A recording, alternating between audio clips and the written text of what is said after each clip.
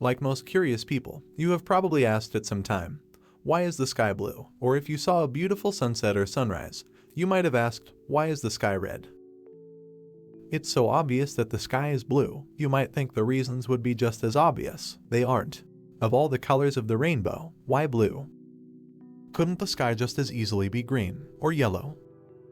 When we see a rainbow, we do see green and yellow in the sky, as well as blue, violet, orange, yellow, red, and everything in between.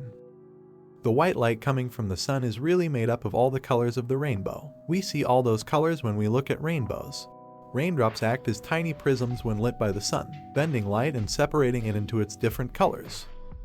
But why are there different colors? The light you see is just one tiny bit of all the kinds of light energy beaming around the universe and around you, like energy passing through the ocean.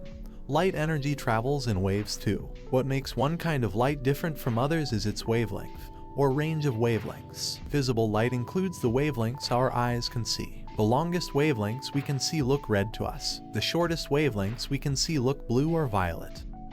The wavelengths in this picture are not to scale. A red light wave is about 750 nanometers, while a blue or violet wave is about 400 nanometers. A nanometer is 1/1000th of a meter. A human hair is about 50,000 nanometers thick, so these visible light wavelengths are very, very tiny. Another important thing to know about light is that it travels in a straight line unless something gets in the way to reflect it, bend it, or scatter it, as the white light from the sun enters Earth's atmosphere.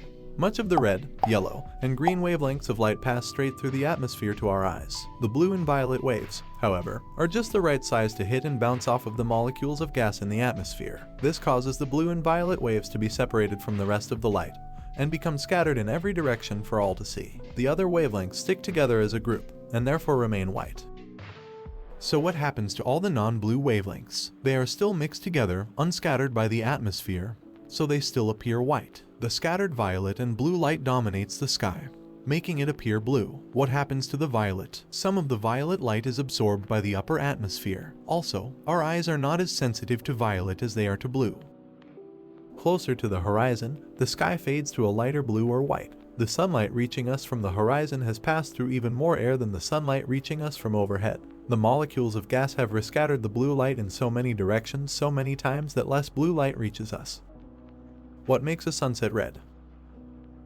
As the sun gets lower in the sky, its light passes through more of the atmosphere to reach you. Even more of the blue and violet light is scattered, allowing the reds and yellows to pass straight through to your eyes without all that competition from the blues. Also, larger particles of dust, pollution, and water vapor in the atmosphere reflect and scatter more of the reds and yellows, sometimes making the whole western sky glow red. Thanks for watching, and don't forget to subscribe and smash the like button. If you have more interesting ideas, don't forget to leave them below.